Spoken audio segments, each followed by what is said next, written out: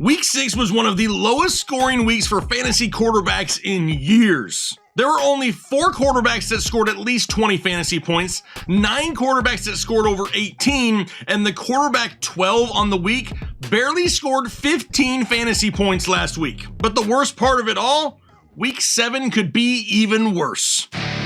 What is going on, Headliner Nation? Hopefully everyone's doing well out there, and yeah, Week 7 could be a struggle for a lot of people in fantasy football. We have 6 teams on bye this week and a crap ton of injuries to worry about. We have no Bryce Young, Joe Burrow, Dak Prescott, CJ Stroud.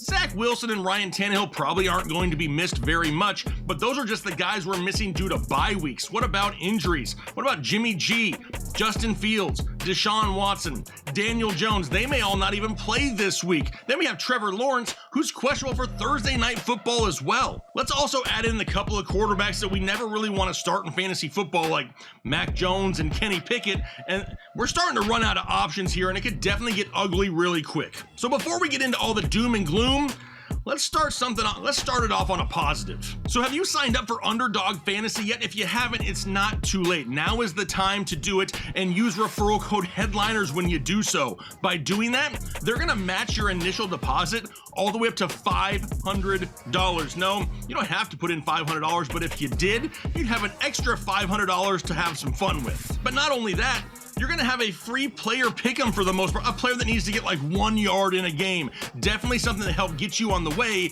to winning some money. Plus, there's a couple picks this week that I kind of like. So here's the 2 that I think we could add to that free player pick'em if you sign up for that new account now. Gardner Minshew, lower than 216 yards passing going up against Cleveland. They haven't allowed over 200 yards passing in a game yet this season. And then Mac Jones, the lower as well, of 200.5 passing yards going up against Buffalo. We have to expect at some point the benching of Mac Jones is coming, and he hasn't eclipsed that passing total now in 3 weeks. So if you sign up for that new account using the referral code HEADLINERS, you take that free player pick'em they're going to give you and pair them up with those 2. I have a good feeling we're going to walk away with some money here in Week 7.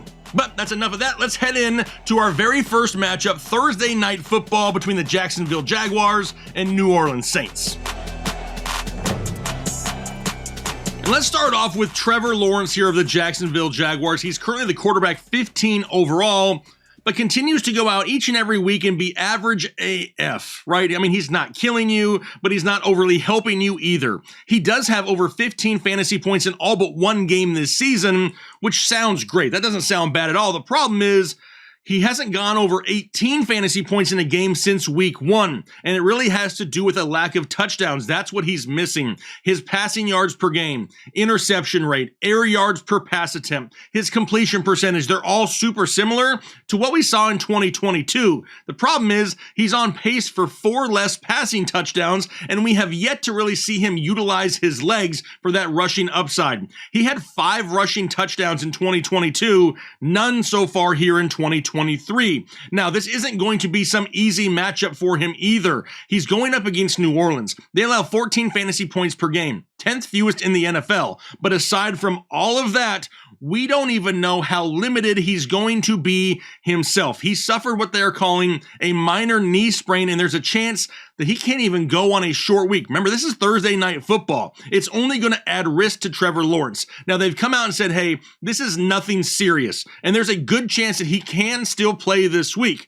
But it's a Thursday Night Football game, and those tend to suck. Then he's going to be on the road against the New Orleans defense that hasn't allowed more than 200 yards passing in 4 of the 6 games they've played this season. And then on top of that, Trevor Lawrence not 100% healthy.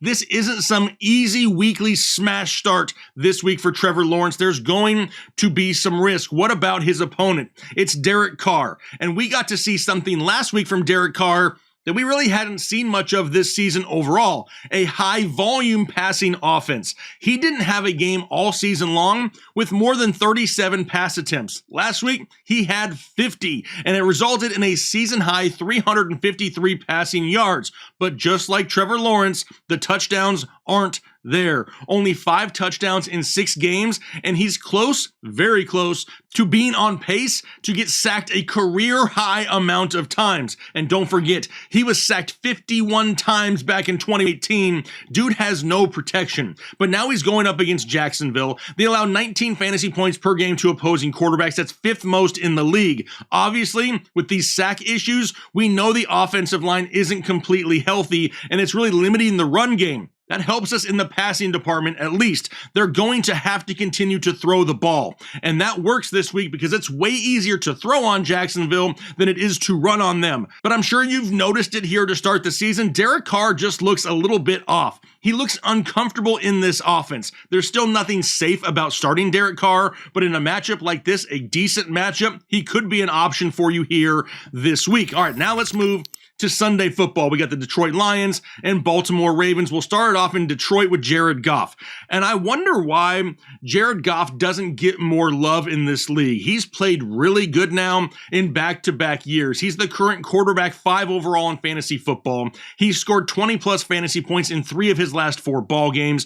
But this has really been a team that's wanted to focus on the run to start the season. The problem now is the running game is banged up. We know we haven't had Jahmyr Gibbs for multiple weeks. Now we've just lost David Montgomery for some time as well. Can we really look at Craig Reynolds as being a guy that can touch the ball 20 to 25 times a week in this offense?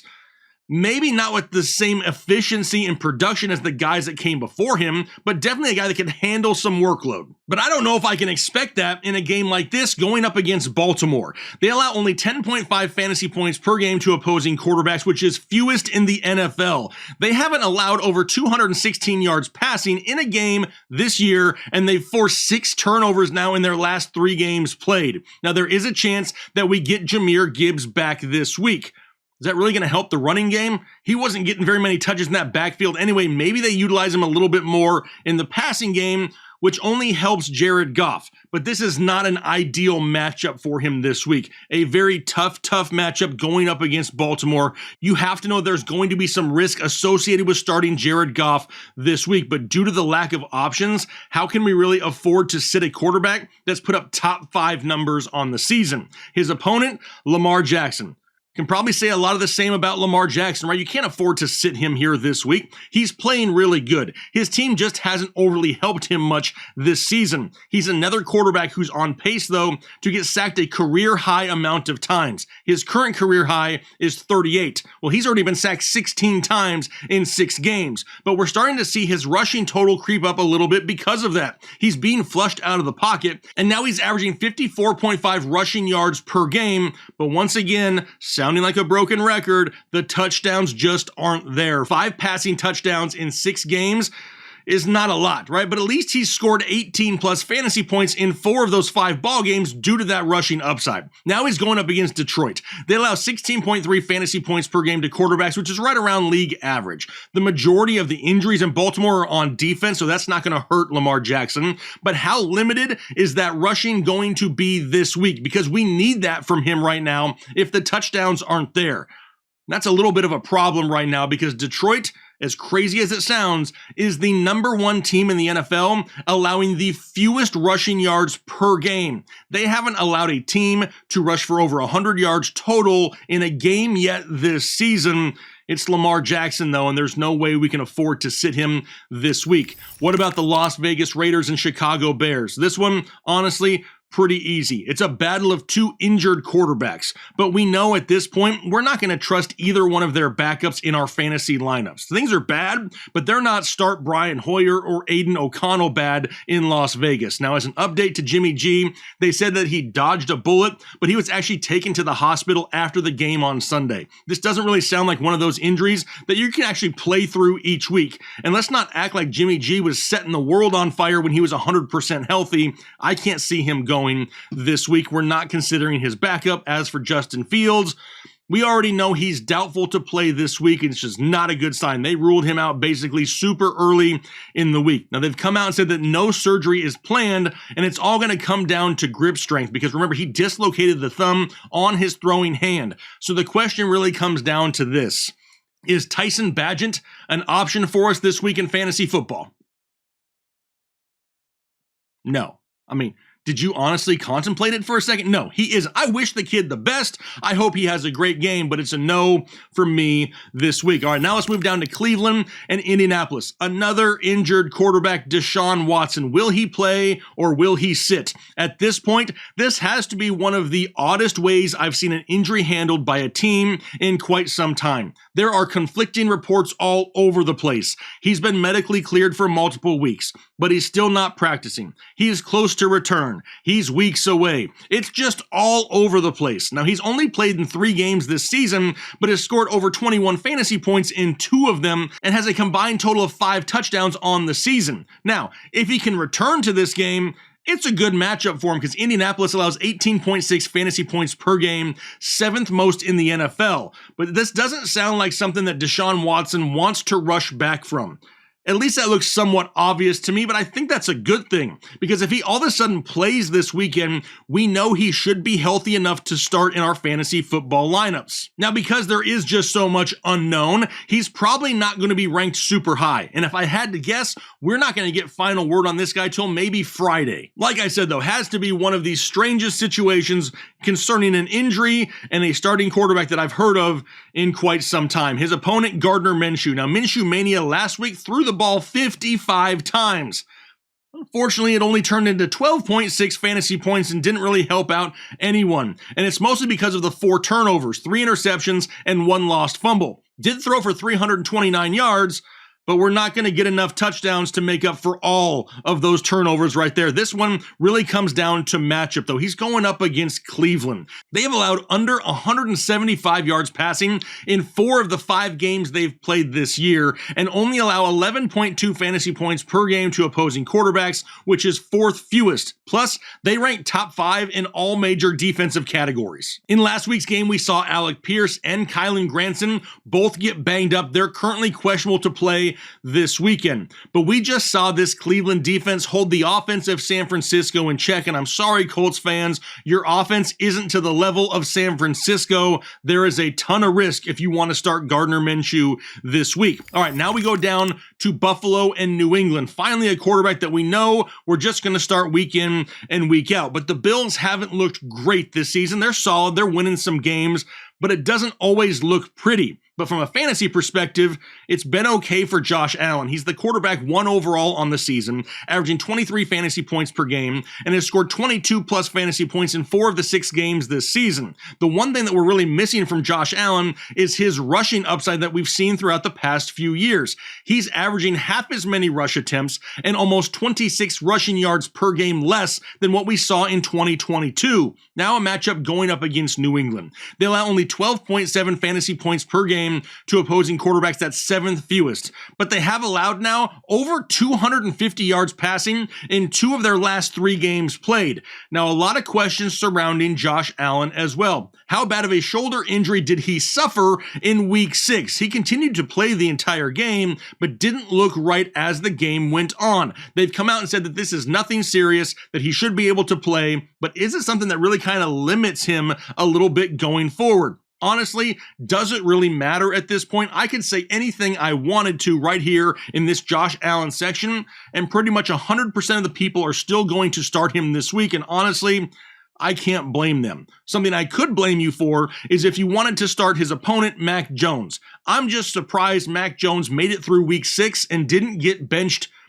again, right? The writing was on the wall, and Bill continues to look frustrated with the play of his quarterback. He hasn't scored at least 15 fantasy points in a game since week 1, and at some point, we have to expect there's going to be another change at the position in New England. Add in the fact that they're going to be playing up against Buffalo this week, and they allow only 10.7 fantasy points per contest to quarterbacks, which is 2nd fewest in the league. There's injuries all over the place. It does sound like Damian Harris is going to be good to go, though, which is great news. Scary sight for him in week 6, but it's Mac Jones. He hasn't done anything. The Patriots haven't done anything in weeks. We really can't consider Mac Jones as a fantasy option, no matter how many guys we're missing this week due to buys and injuries. All right, what about the Washington Commanders and New York Giants? We'll start off with Sam Howell. And I kind of feel bad for Sam Howell.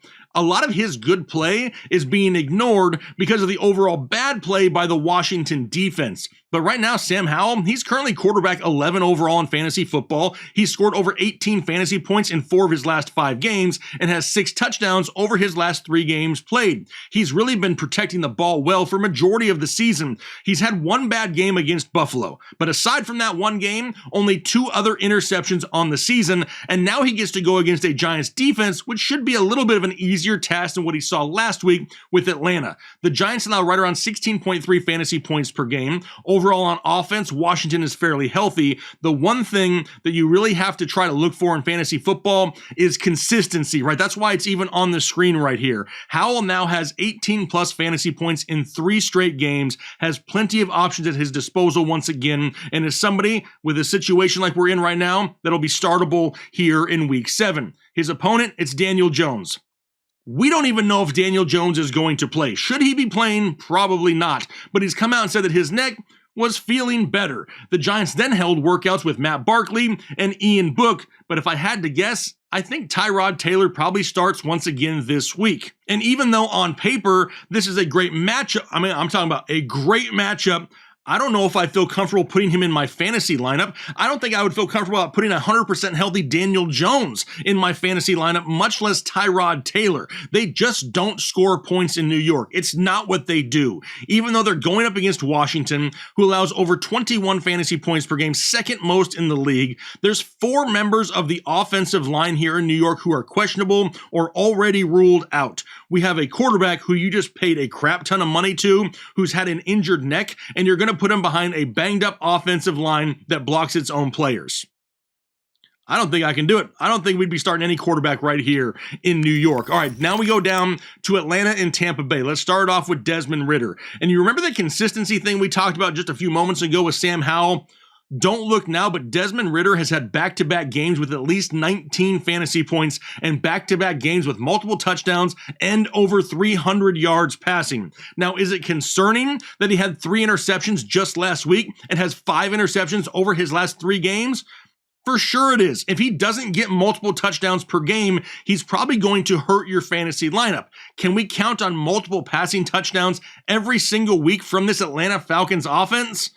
Probably not yet, but we are getting closer. They do look way better these last few weeks than they did to start the season. But now they're going up against Tampa Bay. They allow right around 16.1 fantasy points per game, right around the league average or so. Overall, fairly healthy on offense. And Atlanta would love to see them utilize Bijan Robinson just a little bit more. But Ridder is going to fit into that category where if you're missing your quarterback 1 and you need a streaming option, he's definitely someone who could be considered. He's not some absolute weekly must-start that I'm going to sit a stud for. There's no such thing as a riskless start with an Atlanta Falcons quarterback as of right now, but he's a decent option if you're in need. Which is really kind of how I feel about Baker Mayfield as well. Not somebody that I want to start, but someone who is an option with everything going on this week. He's averaging right around 15 fantasy points per game and has scored 16 plus points in 3 of the 5 games this season. Broken record. Once again, another quarterback that just can't rack up touchdowns here as of late. 4 touchdowns to 4 turnovers over his last 3 games, and 3 of those touchdowns came in 1 game prior to the bye week. But this is an Atlanta defense that continues to play pretty good football. They allow 16.3 fantasy points per game to quarterbacks. No new injuries there in Tampa Bay. Doesn't look like Mike Evans is truly 100% yet, but is getting closer. If the Falcons can continue to shut down opponents' top wide receivers, though, this is going to be really hard for Baker Mayfield to have a ceiling day. He's not going to be a top 12 option. And you need to pray for 2 touchdowns if you have to throw him into your lineup. Like I said, he's not somebody that I want to start, but in a pinch, in some need, a streaming option, there are worse options this week than Baker Mayfield. Which will then take us out to LA for the Rams and the Steelers. We'll start off with Kenny Pickett, who's coming fresh off the bye week. And I'd be lying to you if I said I wanted to throw him into my fantasy lineup, because I really don't want to just yet. Now, there is a chance that Deontay Johnson returns this week. If not this week, it could be super soon. But honestly, you have to think they're going to bring him along slower, being that he dealt with a hamstring injury. Right now, though, Kenny Pickett is the current quarterback 30 overall in fantasy football and has only scored over 12.5 fantasy points one time all season. Only has one game all year with multiple touchdowns, and that was against the Las Vegas Raiders. Now they're going against the Rams. They allow 17 fantasy points per week, and he could be getting back Pat Freiermuth, which definitely would help the overall offense. But being on the road in LA with a quarterback that can't even prove to score 15 fantasy points a week is just not someone that I'm interested in here this week. Maybe once we get Deontay Johnson back and fully healthy, I'm talking about 100% Deontay Johnson, all of a sudden Kenny Pickett turns into a decent QB2 option, but probably will never crack my top 12. His opponent, Matthew Stafford. And how upsetting was it last week that he got such a great matchup to go up against Arizona, yet we saw a season low in pass attempts and completions. He just didn't need to throw the ball to beat the Cardinals, and Arizona couldn't put any points on the board to keep pace with the Rams. But now, this running game is hurting in LA. Both Kyren Williams and Ronnie Rivers are doubtful to play here in Week 7, which means what? Hopefully more passing volume. Now, when you look at the matchup, Pittsburgh isn't some pushover really, though. They allow 13.8 fantasy points per game to opposing quarterbacks, but they have allowed over 290 yards passing now in 2 of their last 3 games played. It all comes down to the banged-up run game. I expect us to see a little bit more Cooper Kupp and Puka Nacua on those underneath routes to kind of use it as an extension of the running game here this week. More than likely, Matthew Stafford will find himself inside my top 12 options this week. But really looking for Cooper Kupp, Puka Nacua, even a little Tutu Atwell to help Matthew Stafford reach that 300-yard passing mark and make him a solid start. Which will then take us up to Seattle for the Seahawks and the Arizona Cardinals. We'll start off with Josh Dobbs, and on paper, this is a good matchup for both of these guys. The problem here for Josh Dobbs is a fairly low ceiling and a huge lack of consistency. 7 total touchdowns to 9 total turnovers, and has now scored 12 fantasy points in back-to-back ball games. Now, one thing that has definitely helped him here this season is his rushing upside. He has 40-plus rushing yards in 4 of the 6 games played. The scary part is what the floor is for his rushing production. In the other 2 games in which he did not rush for 40-plus yards, he had a combined -2 yards rushing. If we don't get that rushing upside, Josh Dobbs hurts your fantasy team. Now he's going up against Seattle. They allow 17.5 fantasy points per game, but have been playing much better football their last 2 games. Their defense hasn't allowed more than 168 yards passing in a game since week 3, and they've forced 4 turnovers in their last 2 ball games. Now on offense, no new injuries for Arizona, but there is just nothing safe about Josh Dobbs. And I think we all can agree with that. With the way that the Seattle defense is playing, Dobbs may struggle to even get inside my top 15 here this week. His opponent, Geno Smith. And that magic that we saw from Geno in 2022 just isn't there right now. He continues to miss a wide open DK Metcalf all over the field. He had 12 games in 2022 with 2+ passing touchdowns. So far, this season, through 6 weeks, only 1.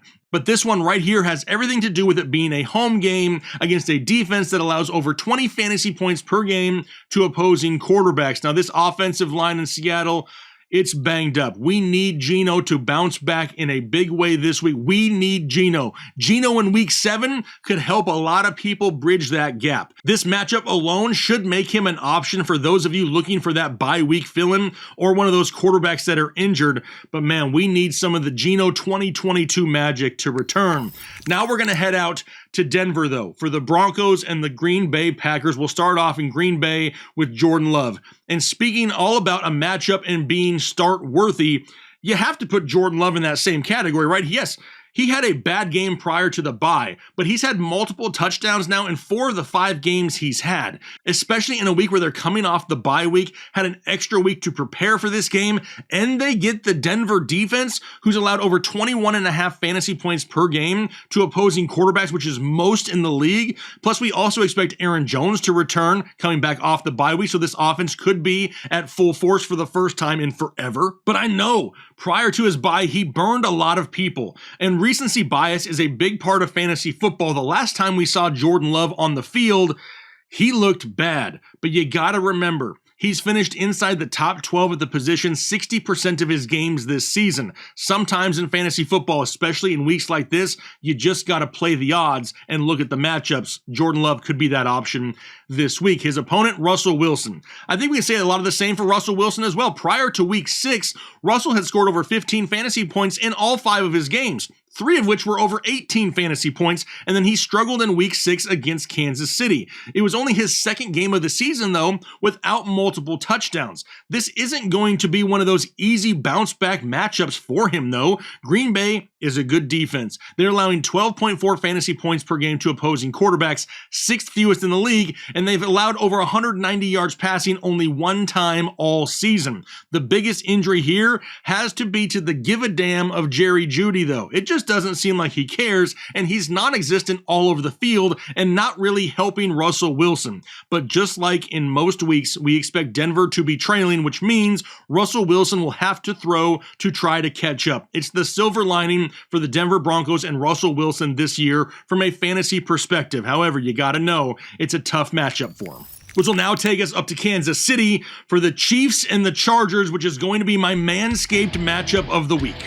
Now, I get it, as the temperatures cool down and you wear more clothes, you forget about taking care of yourself, fellas. But don't forget, you still gotta see your own self in the shower. That's why you need to head over to manscaped.com. It doesn't matter what you're looking for, whether it's body wash, shampoo, hair trimmers for every part of your body, deodorant, lotion, boxer briefs, whatever it is, they have you covered, but we want to be sure to give you a discount on. Everyone loves a discount. So head over to manscaped.com right now, find something that you like, and then use promo code HEADLINERS at checkout. It's going to get you 20% off and free shipping. But man, I'm just glad to have a matchup between 2 quarterbacks that we know we can start each and every week. The first one, Justin Herbert. He's scored over 19 fantasy points in every game so far this season, and I would really love to see him get Quentin Johnston involved a little bit more in this offense. The problem is, Quentin Johnston just can't seem to get any separation between him and his defender. Luckily, Josh Palmer has stepped up in the absence of Mike Williams and looked pretty freaking good.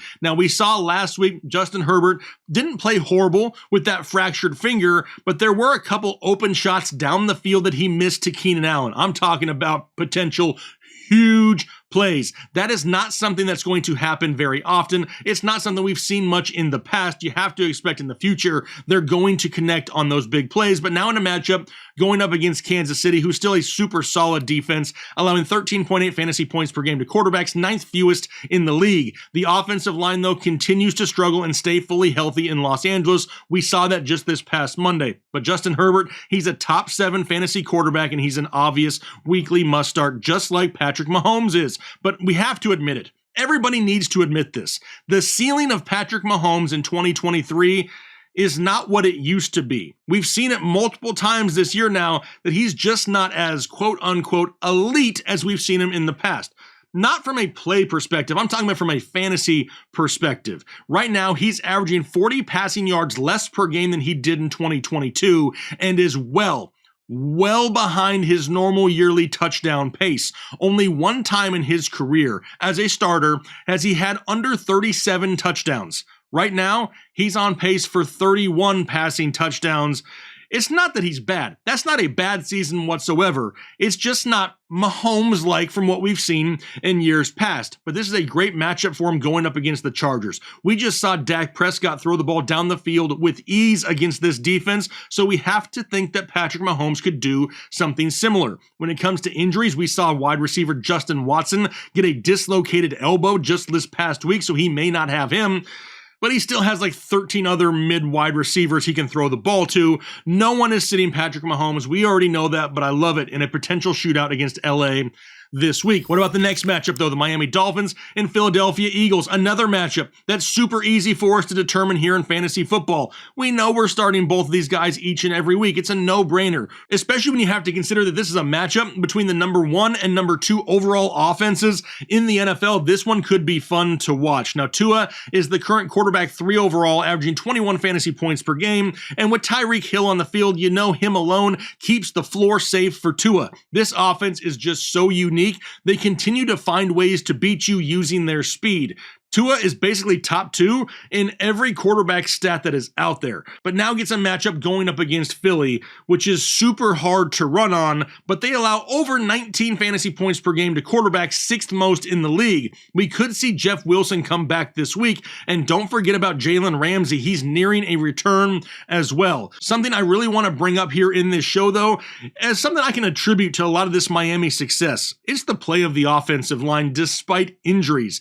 Tua has only been sacked 6 times all year long, and 4 of them came in one game against Buffalo. When Tua has time in the pocket, Tua has time to cook. All right, his opponent, Jalen Hurts. For Hurts, he's coming off a game in which he had 3 interceptions, but still finished with over 22 fantasy points. That's now over 22 fantasy points in 5 straight games, and he's the current quarterback 2, just ahead of Tua. It's really all about the rushing numbers, though, right? That's what's really covering up a lot of these turnovers. He's had rushing touchdowns in 4 of his last 5 games played, and has at least 47 yards rushing now in back-to-back ball games. In a matchup going up against Miami, they allow almost 19 fantasy points per game, 8th most in the league, and teams have to continue to keep their foot on the throttle against this offense in Miami. There's no taking it easy or slowing the clock down. Miami can put up points in a hurry. You have to continue to score all 4 quarters. No other major injuries on this offense, most of them on the defensive side